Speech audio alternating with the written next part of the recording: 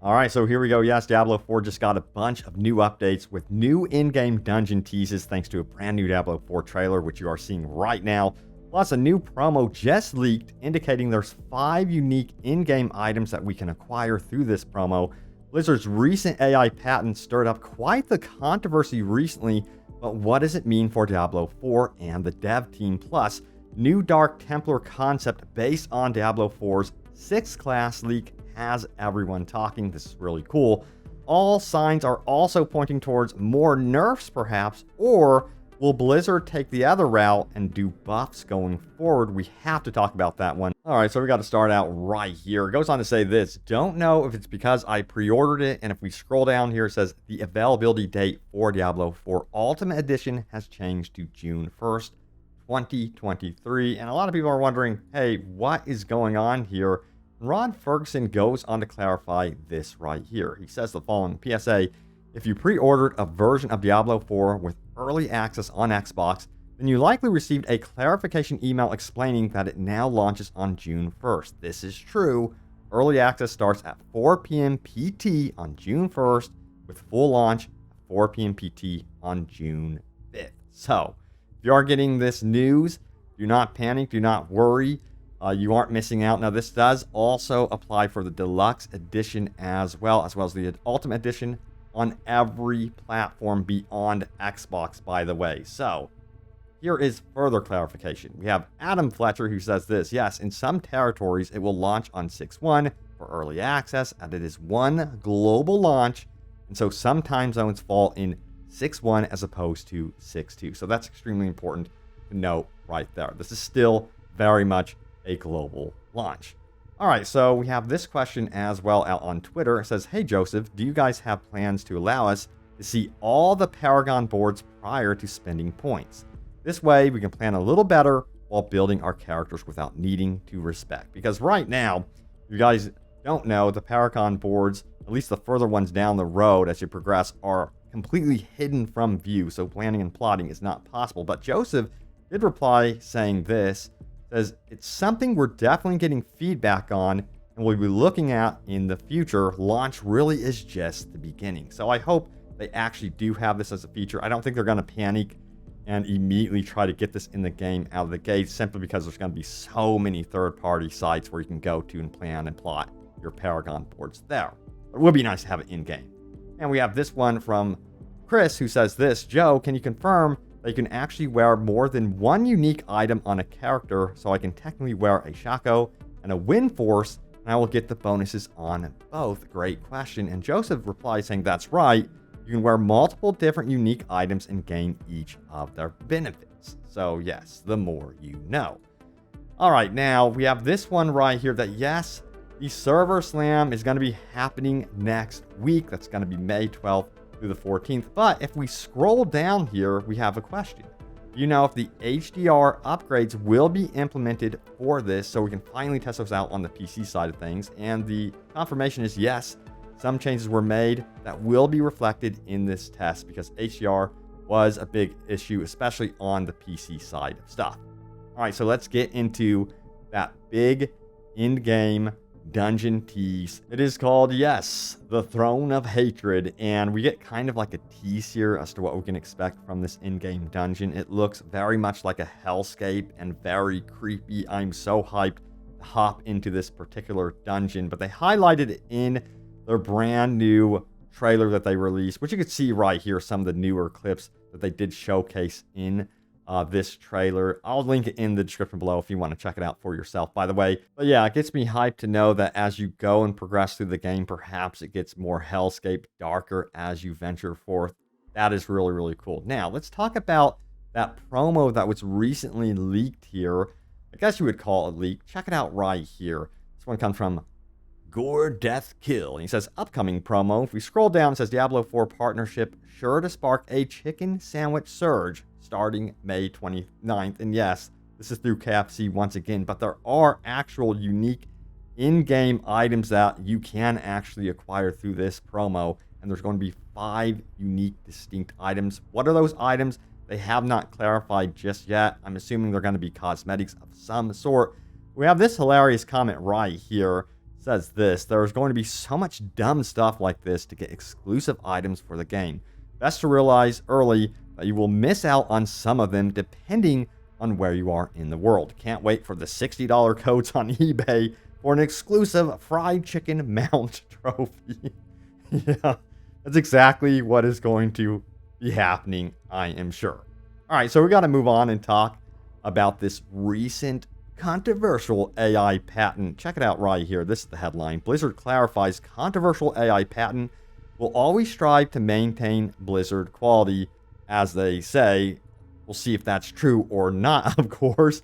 Now, the article goes on to say the following right here. Over the past couple of days, multiple articles have popped up pointing to a patent filed by Blizzard Entertainment describing a process to use machine learning to aid with art. Now, the patent was scrutinized with rather extensive levels of interpretation, leading to the idea that Blizzard would replace the work of human artists with AI. And that's a big concern. I've seen many different magazines and online media outlets actually firing a lot of their writers because they're replacing them with AI. And yes, it is a legit concern going forward for artists and talent within the gaming industry as well.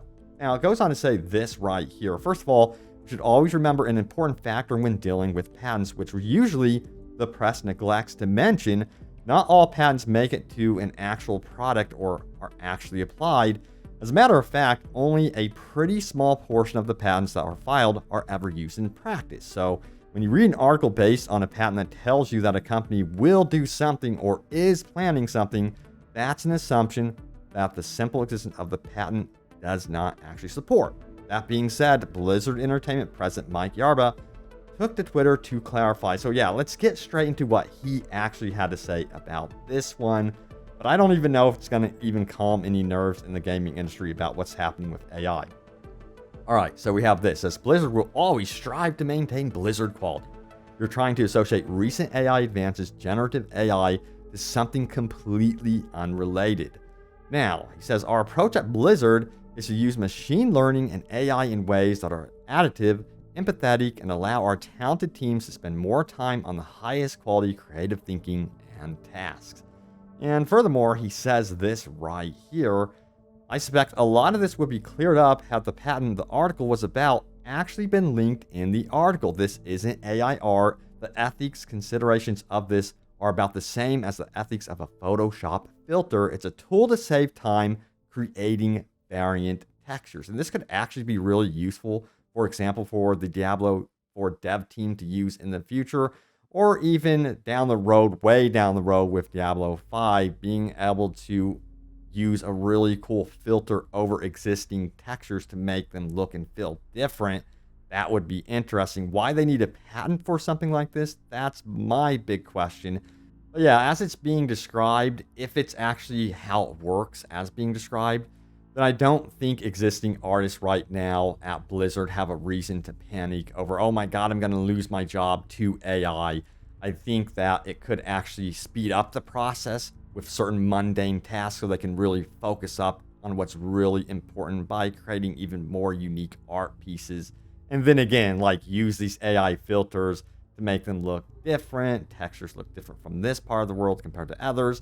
That's a sort of assumption that I'm seeing from this one. But yeah, I do get the concerns with, AI art taking over and people losing their jobs to such a thing. But we'll see what happens with the advancement of AI art. But it seems like Blizzard right now is trying to keep up with the advancements happening in the gaming industry. All right, so we got to talk about this headline right here. It says Diablo 4 dev explains how they draw the line on builds getting too overpowered. This is an interesting one. It goes on to say the following right here.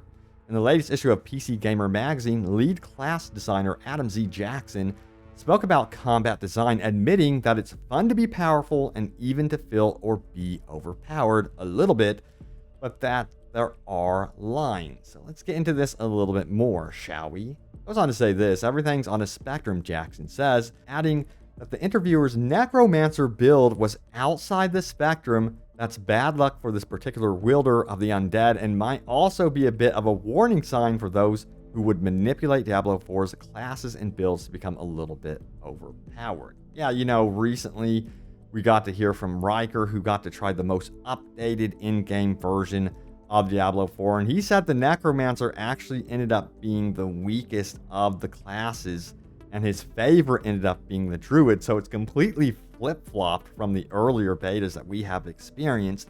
But yeah, they got to be extremely careful with nerfs going forward, in my opinion. If you are creating an amazing build and it's pretty OP and kind of like godlike, just to have it nerfed at the end, that would absolutely suck. So I myself, I'm more for buffs when it comes to updating and patching the game and classes, so they need to be very mindful of that going forward. All right, so yes, mentioning going forward, check it out right here. It says this pretty much sets the stage for Diablo 4's class builds going forward. Jackson's comments make it sound like Blizzard probably won't be afraid to step in and adjust metrics should they see one particular class build becoming overpowered among its player base. Again, tread carefully, Blizzard. That's all I have to say, or you're going to have a very, very angry community. Definitely. Check this out. This is the headline. It says, did Blizzard accidentally ship some Diablo 4 collector's editions a month early? Maybe. And it seems like they have some partners, you know, with Blizzard, and they got the collector's edition early. In fact, very, very early. You can see it right here. Do not ship before June 1st, 2023. Did this come with a copy of the game? Are they playing it right now? Does it mean that review copies are out in the wild? It could. You know, they could be releasing the review copies this early. This is a very, very big game, and I wouldn't be surprised if that's the case, because it seems like Blizzard is very, very confident in Diablo 4. This is not the case where they're going to hide this game away from media at all. They are, it seems like, very interested in being open and working with the community and taking the feedback and implementing it into actual change, which is very cool to see, I have to say. All right, so we got to talk about that Dark Templar concept. Yes. It was recently revealed that there was kind of like a leak related to Diablo 4's 6th class potentially being either a Holy Knight, or they can go the opposite direction and make it into a Dark Templar.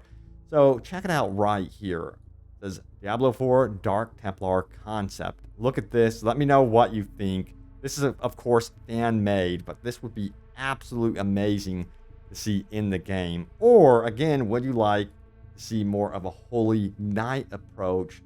Please sound off. It's tough. For me, you know, I'm kind of in the middle. I can go either way. I do like the Paladin first and foremost, and the actual look of like the more regal, holy look, I guess you would say, of the Paladin. I think that would be a neat approach, and that might be the direction they might head in, considering they have like a Necromancer who's kind of like more of the dark type class anyway. So my opinion is, more and more I think about it, is they would go for perhaps more Holy Knight. However, it seems like with each iteration of Diablo, they like to introduce a class that is honestly completely unique and totally different, and Dark Templar kind of fits that mold. So yeah, it can go either way for sure.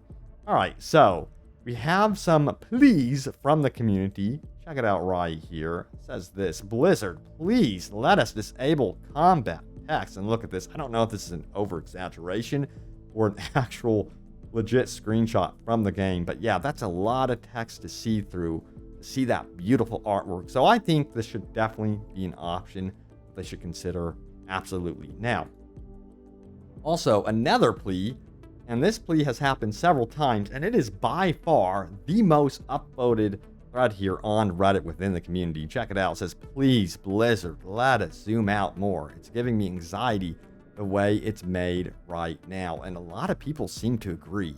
As you can see, it's kind of zoomed out here for the world boss battles, but that's kind of the zoom function that I think a lot of you guys want to see, is being able to pull the camera out. Now, it seems like there's no plans for this whatsoever right now, according to Blizzard, but I will keep you guys in the know if they do adjust this in the future. Whenever they zoom out like that, they have to consider how computers can actually handle that extra viewpoint, I guess. But I think most would be able to handle it.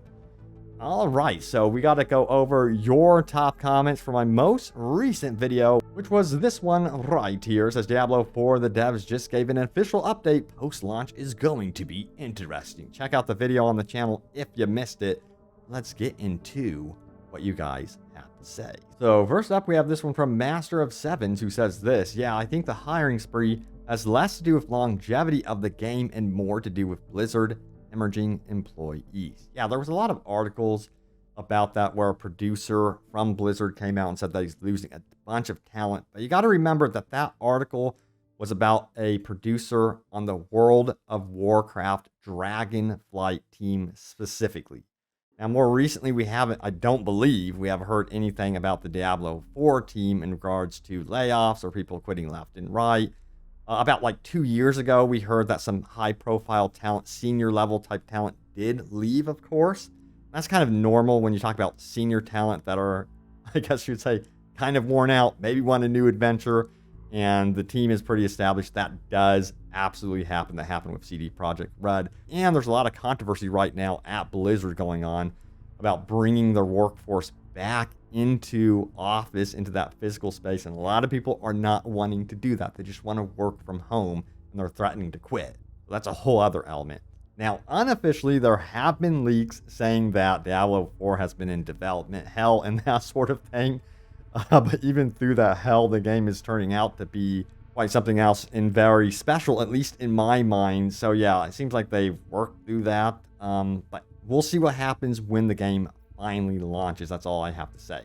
But yeah, there it is. The latest happenings around Diablo 4. Stay tuned for more updates. I have you guys covered. And of course, more open world gaming goodness. And I will see you all next time. Take care.